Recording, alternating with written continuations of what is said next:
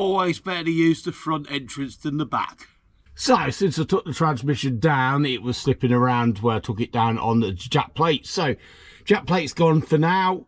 Got a bolt which I had to cut down with the angle grinder, and then I'll put it on some plywood here so it's got like a base to slide about on. These are screwed on from underneath. Whether I'm going to have to take them out when I get halfway up, I don't really know, but they're to stop it tipping sideways. And obviously it's got a bit of play area to sort of go on there. It's also strapped on as well. It's slightly forward at the moment. That is because the jack sits slightly forward at the lowest setting, which I needed to get it under the front bumper. When I jack it up, it'll go flat and then it'll go up. It'll actually pull back slightly as well. So the fact that it's slightly under the pressure plate at the moment should be okay, because it should come back. And then we'll get up to height. I'm going to try and push it onto the spline there, and then get a bolt in the bottom and get these 2 bolts on the back, and then do all the bolts up, then tip it back, and then put the top bolts in.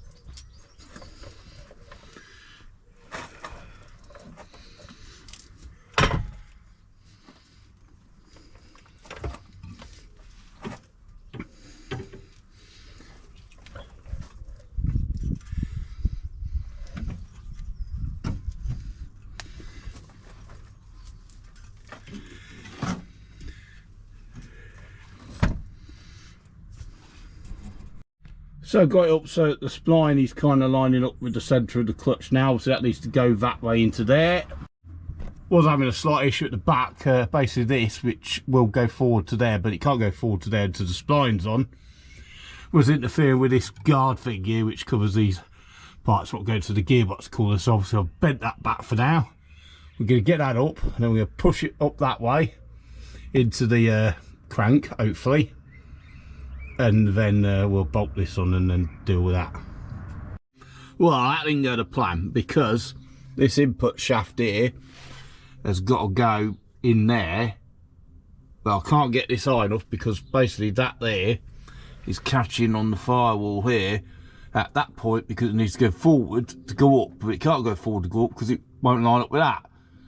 But then what I remembered, I had similar problem taking it out, and it was really stiff to get out, because when you basically undo the bolts on the bracket at the back of the gearbox here, with the gearbox attached, it will basically tilt the engine back on its mounts. But as soon as you disconnect the gearbox from the engine is going to tip back, and then it's going to basically put that back up, which is going to be a pain in the backside. So there we go. What I've done is I've jacked up the pulley at the front of the engine with the other jack and a block of wood in a very sketchy fashion, and that is tilting the engine back, which basically should give me a little bit more room up there now. So hopefully I'll be able to get that to line up with that. So previously I spent about 3 hours wrestling with that, trying to get it in there, and it just wasn't happening. Jacked up the front of the engine like that, and literally I probably spent 3 minutes jacking that up. Yes, the jack's kind of over there, but it's yeah, it's working. Everything's on the twist, and it's basically the input shaft has gone in, but it needs to now go in with the teeth into the clutch, which probably means I need to rotate the prop shaft at the back here to get that to sort of line up. Gearbox, that should line up with that. So what that means is it needs to twist this way. Probably means I need to unbolt this block, what I've put on here, to stop it tipping off. It's not going to tip off now because that's in the way. So we're going to take that off. Hopefully we can twist this so that it's pointed so that the bolts will line up. And then I'm going to go around the back and turn the drive shaft, well, where the drive shaft goes in anyway. And then hopefully I can get the input shaft lined up with the clutch and push that on.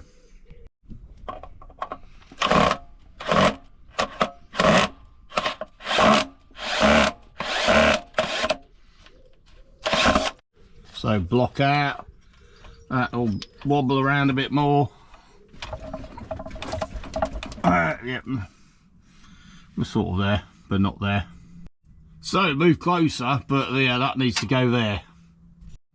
So we're close, but no cigar. Basically, it was a kind of bigger gap at the bottom to the top. So what that meant was basically the back of the gearbox needs to come down a bit on the jack, and then it basically. So now what I've done is I've got it so that the gap's pretty even all round. I'm probably going to have to keep doing loads of wiggling trying to get it to go on. What I might end up doing is just try to put a bolt in, see if it'll just pull it on.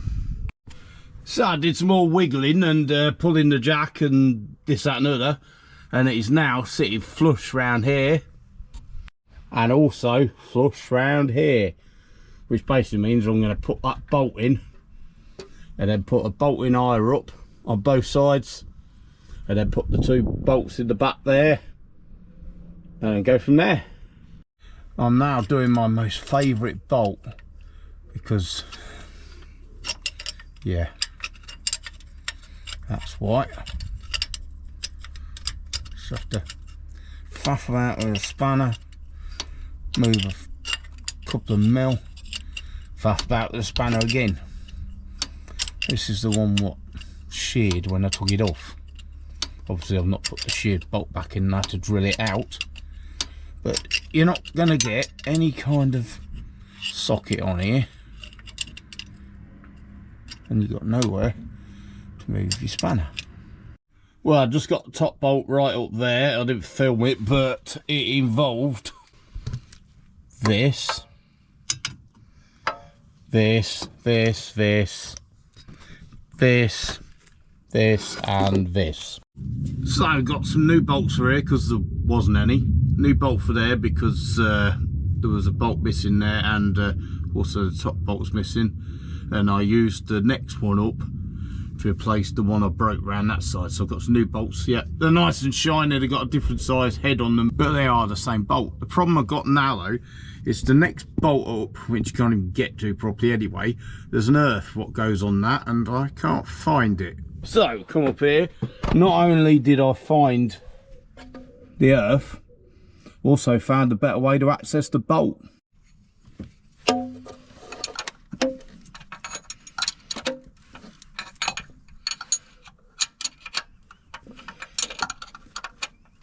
Also turns out I'll get the top bolt from up here as well. So all the gearbox bolts are in, including the broken replacement and all the new ones. So I've jacked the gearbox back up now because obviously it leads back because of the weight and it's tilting on the engine mounts, so that this cross member here lines up now. So I'm going to put the bolts back in here, free this side, free that side, and then the gearbox is kind of fixed in. Got to sort out the cooler lines on that side. It's going to need more transmission fluid, and then the drive shaft has also got to go back in. Well, the cross member is now on, bolted up. This one here is an earth, so obviously make sure you put that back in. So now the gearbox is bolted on down that end, and it's bolted on there, so we can basically get rid of these straps and drop the jack.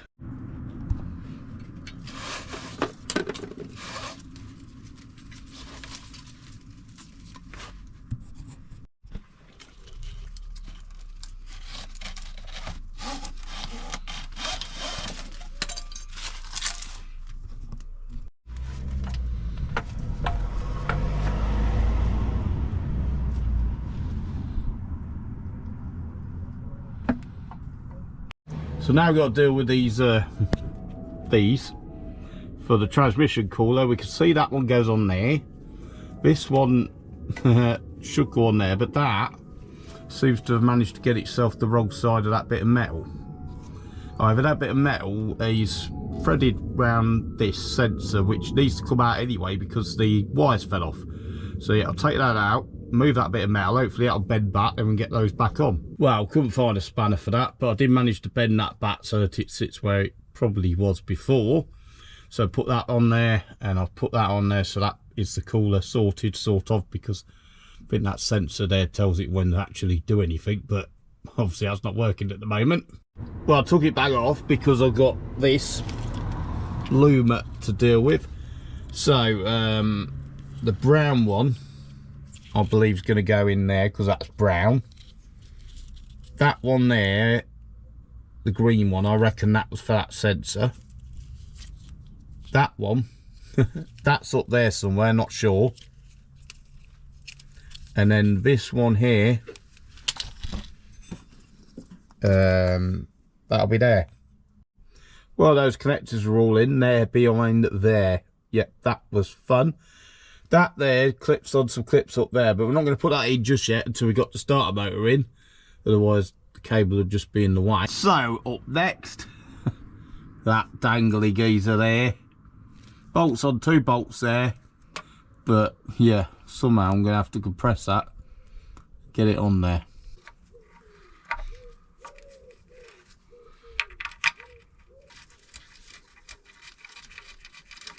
Well, fuck me, that went easier than I thought.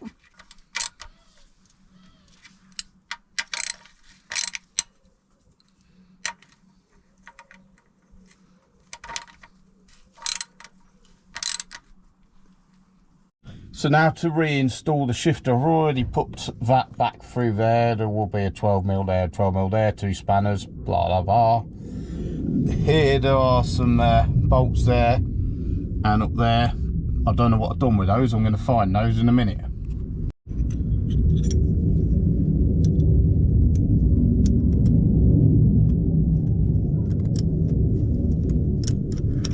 That moves because I haven't done those up yet. So I found 3 12mm nuts in the toolbox. There's 3 bolts up there because one's missing. So I'm going to take a lucky guess. This is where they went.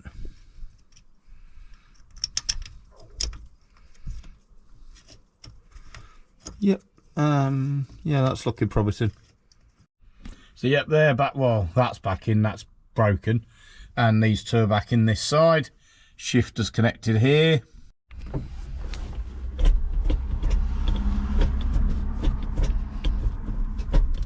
Yep, that seems to do the right thing. Next up, my dirty starter and its heat shield.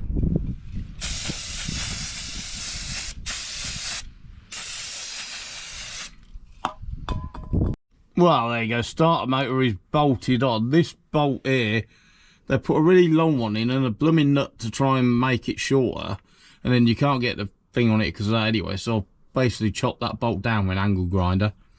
So that's tight, that's tight. Got the earth to come on there, which is up there somewhere. This downpipe, yeah. This hose pipe will just get past that, but the flange will be very, very interesting to put on. So somewhere up here, I've hidden the earth strap. Yeah, that'll be there then.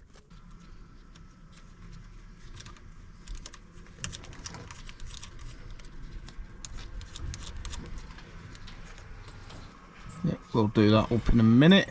So that's the signal wire connected up as well. Obviously this lube's all slacking down because it needs to be pushed up here on the ties behind the gearbox.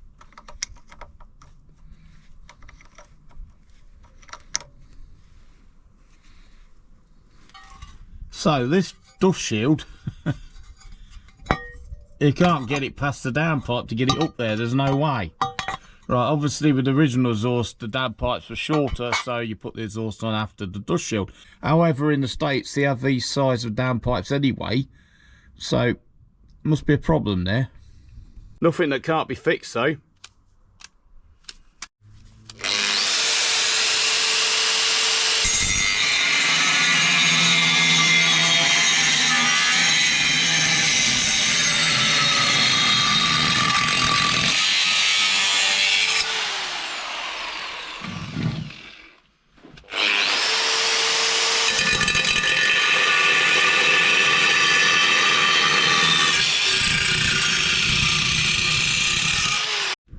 So, moment of truth.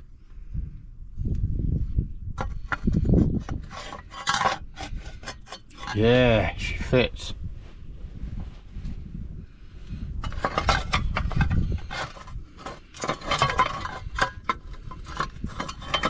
Only I could find the hole. So I slid the prop shaft back in there. It's quite easy. It's got some little spline on it, so you have to kind of spin it so it sort of lines up with the spline in there. And I'll put this back on, but I've put this back on loose because I need some play in it, so I can kind of line these up with those and bolt that onto there. Well, I've got 3 nuts in and torqued up. These are now torqued up. The top one, what I need to do is rotate that, but to rotate that, what I need to do is jack the back wheels up. So prop shaft all bolted up, and now we have installed the heat shield as well. We had some 10mm there, 10mm there. That one's a bit iffy, but it's there. No 10mm, no 10mm. So gearbox is back on. I've put the battery back in.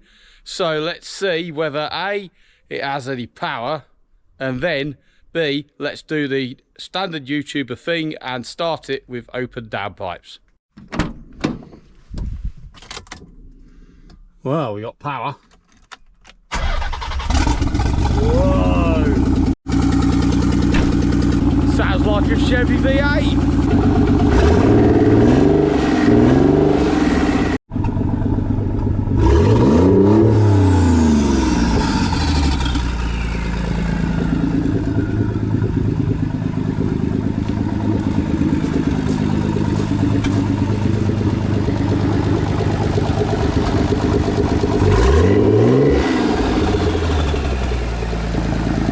So what I'm doing now is those new Lambda sensors, I'm going to test them. So I've put the car ignition on to key number 2.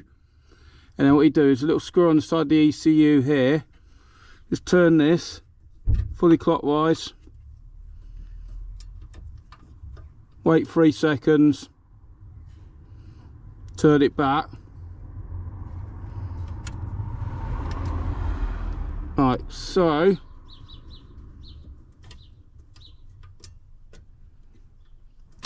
and now we are in test mode. None of this OB2 rubbish. Yeah, it's in test mode.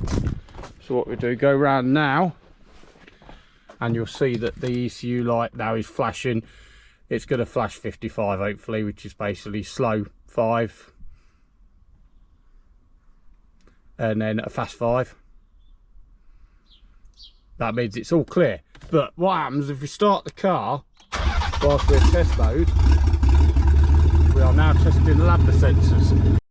So now what I'm going to do is rev the car, basically 2,500 revs, and that light, what you should see, it should flash on and off every sort of 2 seconds, which basically means that the Lambda sensor is basically going lean, rich, basically adjusting the fuel trip.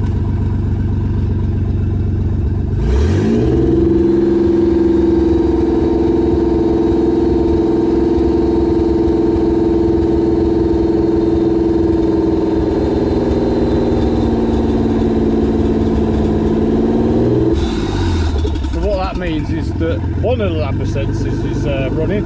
If we go back down there now, we turn the screw that way, and then we turn it back that way, that will test the other bank Lambda sensor.